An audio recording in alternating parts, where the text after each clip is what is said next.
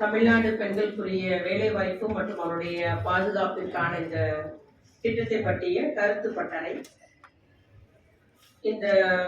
கருத்து வருஷம் இந்த கருத்தரங்கம் அல்லது கருத்து பட்டறை நிகழ்ச்சியிலே உரையாற்றி அமர்ந்துள்ள சமூக நலன் மற்றும் மகளிர் உரிமைகளுடைய செயலர் திருமதி ஜெயஸ்ரீ முரளிதரன் ஐஏஎஸ் அவர்களே மற்றும் இந்த நிகழ்ச்சியிலே ஒருங்கிணைந்து செயல்பட்டு வரும் சிறப்பு செயலாக்க திட்டத்துறையினுடைய அரசு செயலர் திரு தாரேஸ் அகமது ஐஏஎஸ் அவர்களே மற்றும் தொழிலாளர் நலன் மற்றும் திறன் மேம்பாட்டுத்துறையினுடைய அரசு செயலர் திரு வீரராகவ ஐஏஎஸ் அவர்களே மற்றும் இந்த நிகழ்வை ஒருங்கிணைத்துள்ள இந்த டிஎன்பி சேவ் ப்ராஜெக்டினுடைய இந்த திட்டத்தினுடைய திட்ட இயக்குனர் திரு பிரதாப் ஐஏஎஸ் அவர்களே மற்றும் இந்த நிகழ்ச்சியை ஒருங்கிணைத்து வரும் சுஜாதா அவர்களே மற்றும் இந்த நிகழ்ச்சி கலந்து கொண்டுள்ள பல்வேறு அவர்களுடைய கருத்துக்களை பகிர்ந்து கொள்ள வந்துள்ள உயர் அதிகாரிகளே மற்றும் வழக்கறிஞர் உள்ளிட்ட பல்வேறு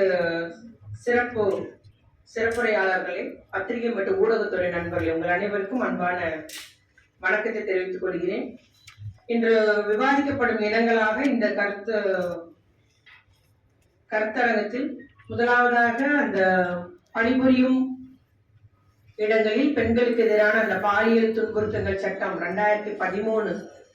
அதை முறையாக செயல்படுத்துவது, எல்லா பணிபுரியும் பெண்களுக்கும் அது பற்றிய விழிப்புணர்வை ஏற்படுத்துவது, எல்லா நிறுவனங்களிலும் பெண்களுக்கு பாதுகாப்பை உருவாக்கி தருவது என்ற ஒரு நோக்கில ஒரு விவாதம். அதுபோல தமிழ்நாடு மாநில மகளிர் கொள்கை நம்முடைய மாண்பு முதலமைச்சர் அவர்களால்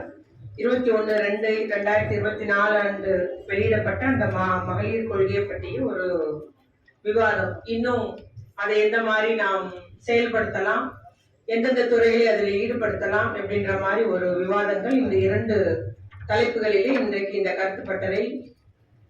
நடப்பது நிச்சயமாக சிறப்பு செயலாக்க திட்ட துறையில் நிர்வகித்து வரும் நம்முடைய மாண்பு துணை முதலமைச்சர் அவர்களுடைய எண்ணப்படி, அவருடைய ஆலோசனைப்படி இந்த நிகழ்வுகள் இன்று நடைபெற்று வருகிறது. முக்கியமாக நம்முடைய முதலமைச்சர் தளபதியார் அவர்கள் பொறுப்பேற்ற உடனே அவர்கள் நம்முடைய துறைக்கு கொடுத்த ஒரு அறிவுரை என்பதை பெண்கள் மற்றும் குழந்தைகளினுடைய அந்த பாதுகாப்பு என்பது முக்கியத்துவம் கொடுக்கணும், அதற்கு அதிக முக்கியத்துவம் கொடுக்கணும் என்று நம்முடைய சமூக நலத்துறையும் காவல்துறையும் இணைத்து அந்த ஒரு உத்தரவு அறிவுரை வழங்கினார்கள். அதற்கேற்றார் போல ஒவ்வொரு மாதம் அவர் காவல்துறையினுடைய அந்த ஆய்விலையும்